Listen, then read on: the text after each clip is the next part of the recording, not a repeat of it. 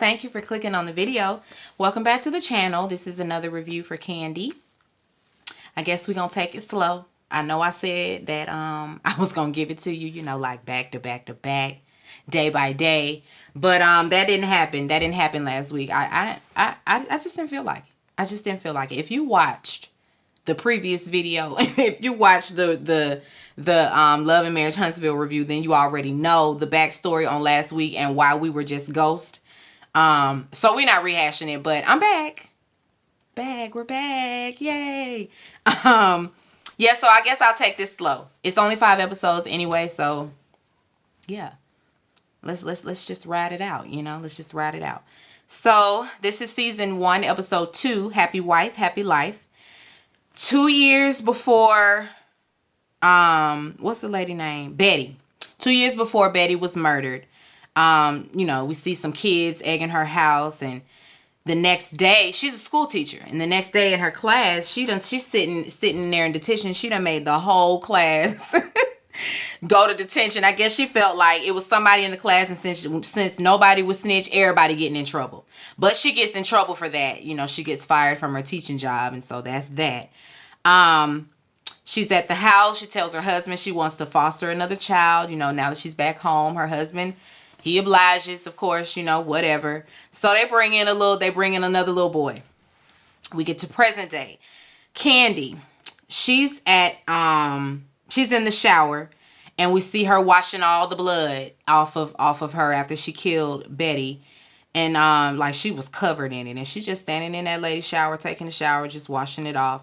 We see her in choir rehearsal, you know, singing louder than everybody in the room, and everybody looking at her like, you feeling the Holy Ghost, ain't you, girl? I mean, because she really going at it. She was really going at it, singing real loud.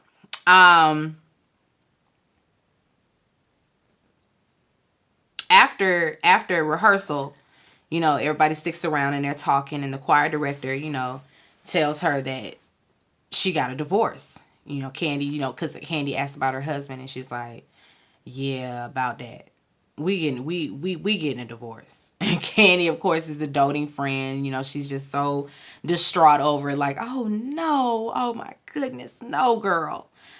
When she goes home, you know, like she started looking through her old things, you know, old letters and pictures, and listening to the old vinyls, you know, that she and her husband used to listen to together. She feeling nostalgic, and she goes and sees her husband, who's sitting on the couch, he watching TV. And she try to, you know, put that thing on him. She making advances, and he's kind of like, yeah, the TV. The lady on the TV. Like, the lady on the TV. Not now, Candy, the lady on the TV. I'm like, now you supposed to. All right, sir. All right. All right, don't play around, because he done played around, and look at the situation that it got him in. Not to say he caused his own, you know, situation, but don't ignore your wife.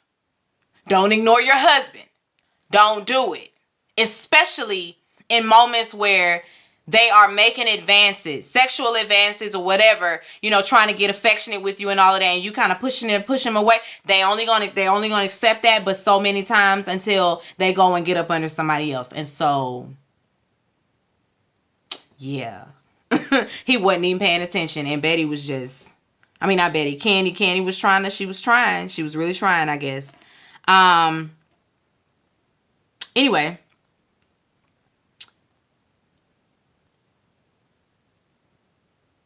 After church, the ladies are sitting outside of church. They're talking, and Betty, she walks up to the group. Candy's there as well. She walks up to the group, and she suggests that they start a children's choir.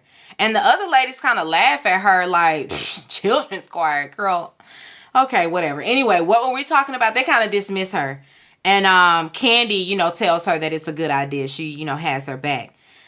Then we go into church. The congregation files into church. So this wasn't after church, y'all. My bad. This was before church. So the congregation files into church, and the man comes and, you know, he stands before the church. You know, everybody's waiting on the pastor. And then he makes the announcement to the entire church that pastor and first lady are getting a divorce. And so, yeah. that's what's going on. You know, everybody's like,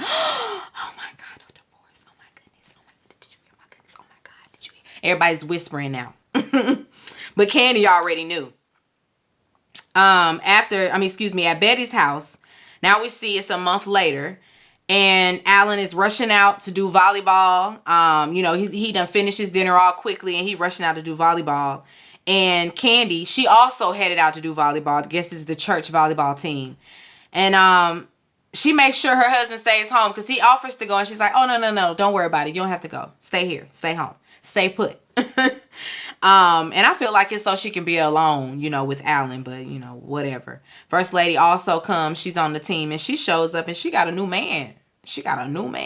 Everybody looking like, what? Damn, well, she ain't waste no time, did it? The whole time, no. Candy is kind of like glaring over there at them and just staring at them, watching them interact. He's slapping her on the booty and all of that. It's a white man, too, by the way, and this woman is a black woman. But she's noticing how affectionate he is with her and how, she's liking that. She's liking it. It's turning her on, if you will.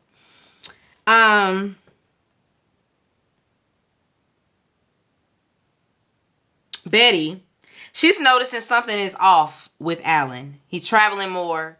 He's leaving her continuously all the time, like with them kids, because she now has the foster child. And they're having dinner, and the foster child, David, I don't know why, but all of a sudden he just started showing his ass. Like he was so nice and sweet when they first got him, and then he just flipped it on him. now he the problem child. I don't understand little David. Anyway, Candy, she's at the house taking a bath, reading a romance novel because First Lady been giving her little racy books with all the sex in it, and she reading one of them, playing with herself. Can't even bust one because it's people. Mommy, babe, have you seen my tie? Everybody doing too much outside. She can't even have a moment. Sorry, girl. Okay, Betty, she's at the house and she's calling her husband. She want him to leave work early. Of course, he's not. He's insisting that he can't leave. She feeling a little bit insecure, but she got good reason. When they get off the phone, he take the phone off the hook, and I'm like, uh-oh. See, why you doing that? You got somebody coming around there? He ain't had nobody come around there. He just unplugged the phone and just started watching TV, and I'm just like, don't do that. Like, to see a husband do that to his wife, it made me feel away. It was like, you ain't even have to do all that.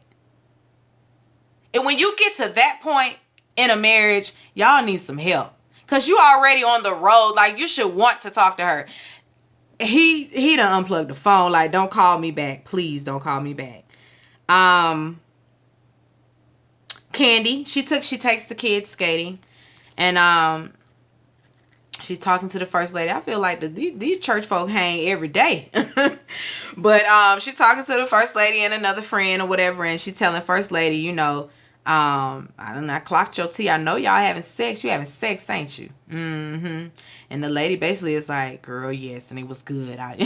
She said she was scared at first. She ain't never been with another man. Bill was her first and only. But it was what it was supposed to be. It was what it was supposed to be. Candy, like, don't leave out any details. Tell me everything. She want to know all the details. Sissy, girl, she is deprived. She's just like, if I could just get a nut. If I could just get one. Betty, she at the house bored, with her mundane life. She's so distraught. But she's bored, and the kids getting on her nerves. She popping pills. They on her nerves so bad. She in her room, can't get a break. They keep bothering her. Alan, of course, isn't answering the phone because he done unplugged it. And because she about to send little David packing because he's still being a problem child. He's just busybody. When he does get back home, he come in there talking about Larry was upset that she was calling. Fuck Larry. I need when I call, you better answer, and I mean immediately. When I text, respond, and I mean immediately. That was in my Nene voice. Anyway,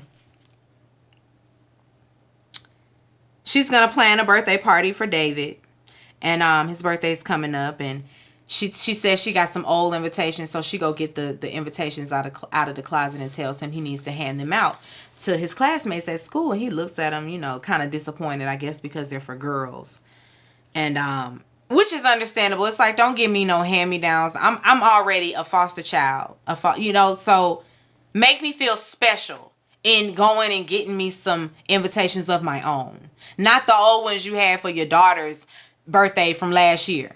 They're for a little girl. They got mermaids on them. Like, no, I don't want to hand these out. So I understand why. I understood his grievance with that.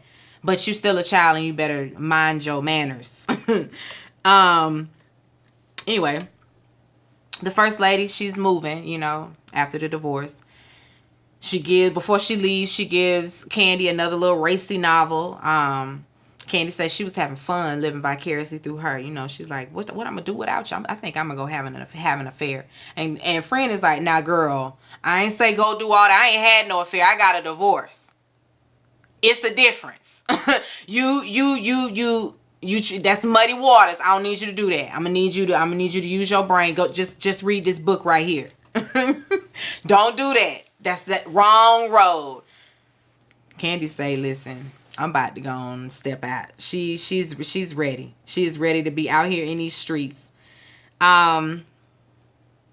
It's David's birthday party. Nobody showed up because he didn't give the invitations out. They asking, did you give them out? He like, no, I ain't give them out. It was for girls. Mama done had it now. She done had it now. At this point, you are ungrateful because he pick up toys and throw them and all of that. He got to go.